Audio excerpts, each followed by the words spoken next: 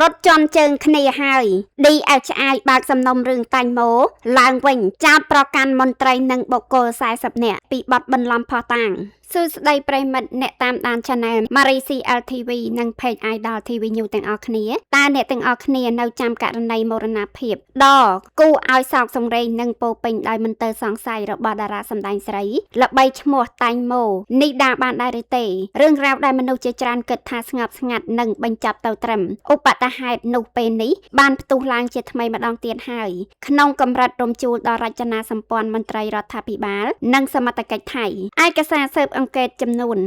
45ថតធំដែលមានកម្រាស់សរុបជាង 13,000 ទំព័រត្រូវបានអគ្គនាយកដ្ឋានស៊ើបអង្កេតពិសេសថៃឬ DHI បញ្ជូនជាផ្លូវការទៅកាន់គណៈកម្មាធិការជាតិប្រឆាំងការពុករលួយថៃដើម្បីចោទប្រកាន់បុគ្គលរហូតដល់ទៅ40នាក់ដែលរួមមានទាំងមន្ត្រី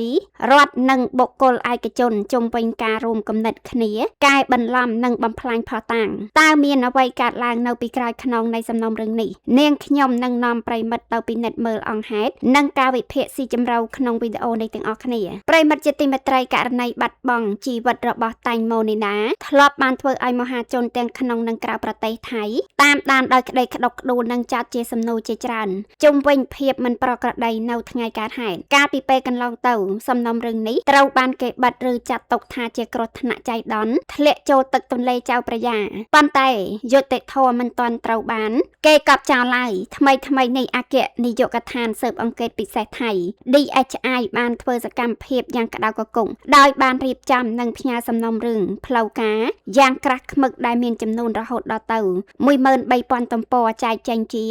45ថតធំទៅកាន់គណៈកម្មាធិការជាតិប្រឆាំងការពុករលួយថៃក៏បំណងធំបំផុតនៃការបញ្ជូនសំណុំរឿងនេះគឺដើម្បីបើកការស៊ើបអង្កេតនិងចាត់ការតាមផ្លូវច្បាប់ទៅលើបុគ្គលប្រមាណ40នាក់ក្នុងចំណោមបុគ្គលទាំង40នាក់នោះរួមមានទាំងមន្ត្រីរដ្ឋដែលត្រូវគេសង្ស័យថាជាមន្ត្រីនគរបាលសមត្ថកិច្ចដែលធ្លាប់កាន់សំណុំរឿងនេះពីមុននិងបុគ្គលឯកជនមួយចំនួនទៀតពួកគេត្រូវបានចាត់ប្រកាន់ពីបទរួមគំនិតគ្នាកែបន្លំបង្ខូចទ្រង់ទ្រាយផោះតាំង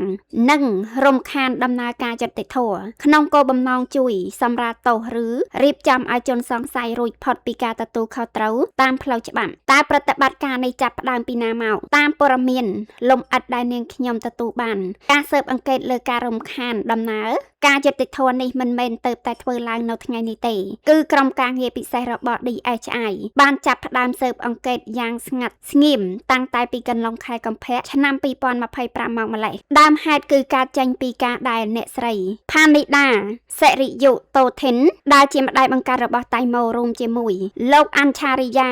រងរតនៈពងប្រធានក្លឹបជំនួយជនរងគ្រោះខាងបាត់ល្មើសបានប្រមូលផ្ដុំនិងដាក់នៅផោះតាំងថ្មីទៅកាន់ DHI អ្នកទាំងពីរបានលើកឡើងពីការសង្ស័យយ៉ាងមុតមមថាមានការរៀបចំផែនការជាប្រព័ន្ធដើម្បីបង្វែរសាច់រឿងពីបទល្មើសឃាតកម្មឲ្យទៅជាឧបតហេតុចៃដន្យទៅវិញបន្ទាប់ពីទទួលបានផោះតាំងថ្មីនេះក្រុមស៊ើបអង្កេត DHI បានប្រមូលចម្លើយពីសាក្សីជាច្រើនអ្នកពិនិត្យវត្ថុតាំងឡើងវិញយ៉ាងលម្អិតល្អន់និងចងក្រងជារបាយការណ៍យ៉ាងរឹងមាំលទ្ធផលនៃការស៊ើបអង្កេតបានបញ្ជាក់យ៉ាងច្បាស់ថាពិតជាមានសកម្មភាពរៀបចំនិងកែផោះតាំងនៅក្នុងសំណុំរឿងមរណភាពរបស់តាញ់ម៉ូនេះដាពិតមែនដោយសារតែករណីនេះមានការតាក់ទិនជាមួយមន្ត្រីអាជ្ញាធររដ្ឋដែលប្រើប្រាស់អំណាចឬទូនាទីក្នុងផ្លូវខុសដើម្បីជ្រៀតជ្រែកកិច្ចការច្បាប់ទើបបញ្ញត្តិច្បាប់តម្រូវឲ្យ DHI បញ្ជូនសំណុំរឿងទាំងស្រុងទៅឲ្យស្ថាប័ន NACC ដែលជាស្ថាប័នកំពូលមានសមត្ថកិច្ចផ្ទាល់ក្នុងការចាត់ការ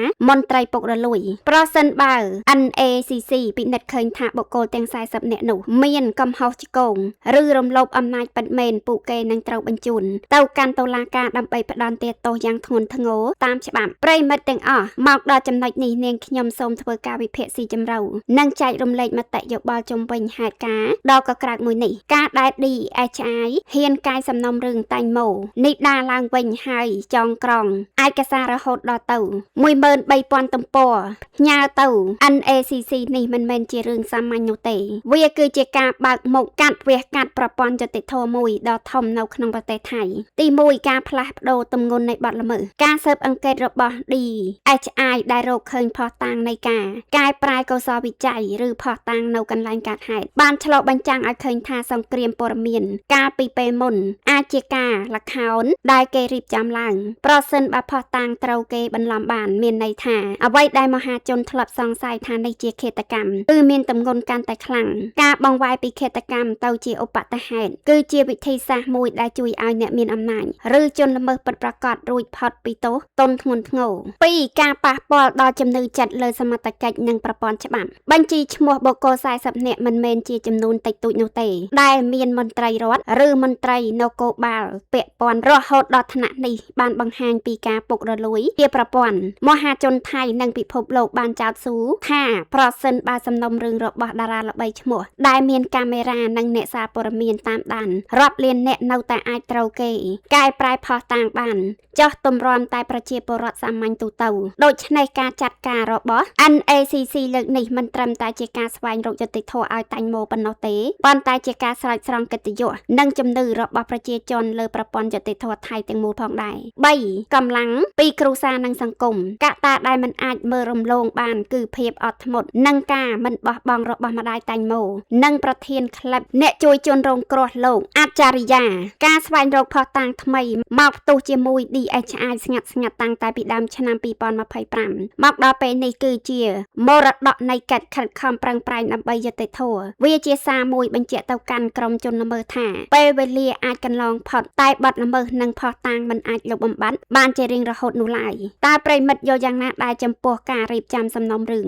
1300ទំព័រដើម្បីចាត់ប្រកាន់បុគ្គល40នាក់នេះតើប្រិមិត្តជឿជាក់ថាតាញ់ម៉ូនឹងទទួលបានយុត្តិធម៌ពិតប្រាកដដែរឬទេសូមបញ្ចេញមតិយោបល់នៅខាងក្រោមវីដេអូនេះទាំងអស់គ្នា